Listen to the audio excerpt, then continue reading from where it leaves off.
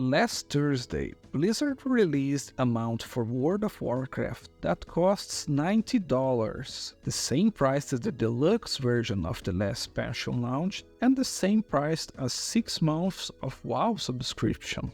Now, if you're a person like me who doesn't like the live service games and microtransactions trends that big game studios have been chasing so hard for the past years, you must be thinking, there's no way that people are buying that. There's no way that people are supporting that kind of thing coming from the studios. Well, if you think like that, then prepare to be disappointed. People are really buying that. Let me explain the whole context about what's happening here. I'll be honest, I'm no WoW player because I didn't have to play it back when it launched. And I guess it's been too long to join it right now, so if I got anything wrong, you're more than welcome to point out. Here's the information I gathered. In 2018, Blizzard launched a Brutal Sour mount that is somewhat similar to the one released last Thursday. 2018 mount had one special thing that no other mount had back then.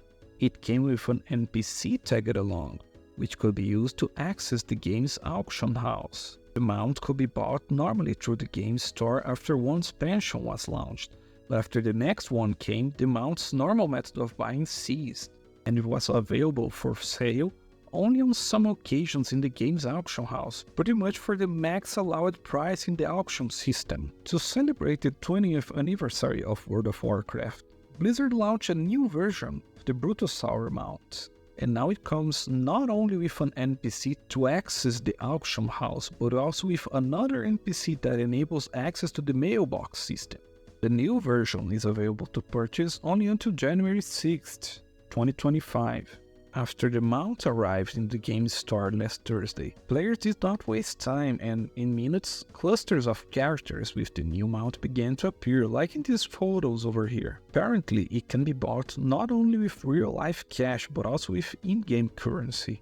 That made demand for WoW coins skyrocket, and the auction house got out of its tokens sold out. Nonetheless, when comparing the in-game currency price to the dollar option, players are viewing the $90 price as a very good deal. The strategy of releasing an item with an unique and celebrating look, with functions that no other similar item has, and just for a supposedly limited time frame, seems to have been a great financial move by Blizzard, hitting some players right in the fear of missing out, while, hitting other players that just want to show that they have the money to buy. I'm learning about Blizzard's inside story as I'm reading the book that Jason Schreier recently launched about it. And for what I've read so far, I guess Bobby Kotick will be very proud of the strategy and the money that Blizzard is making right now. It's no wonder that big game studios and companies try so hard to hit big with live service games. The amount of money they make is ridiculous, especially compared to single-player games.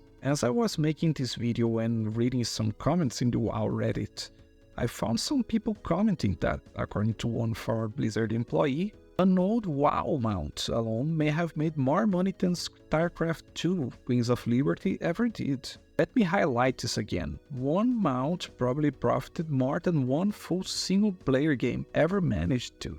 How many people and resources it took to develop a full AAA game, and how many does it take to just make one single item for an already launched game? I look at recent live service game fails like Concord, for example, and it makes me think I'm not happy about developers who are going to lose their jobs, but I hope this makes the gaming industry reconsider its never-ending hunger for developing that kind of game, But when I look at situations like this one from the $90 mount, I think, yeah, chances are it's not going to end. Vote with your wallets has been said a lot this year. I believe people should do what they want with their own money if they earn it in an honest, hard-working way. If you want to spend the price tag of full AAA game in just another mount or cosmetic, who am I to tell you how you should spend your money? But if players want to vote with their wallets like that, showing to the game industry that they are okay with spending money like this instead of buying a single-player game, then the shift away from live service game is not going to happen now. Not now, not soon.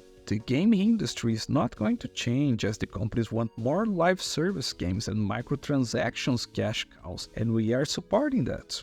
We can't get mad when we hear that, for example, they have no plans to make a Warcraft 4 or a new game for some old and forgotten series, like Killzone, for example. We had news like that last week, and we are still going to hear more news like that in the future. We are digging the hole that we are setting ourselves in. Anyway, that's what I had to talk for now. Thank you for watching. You're on English Game News, and I see you next time.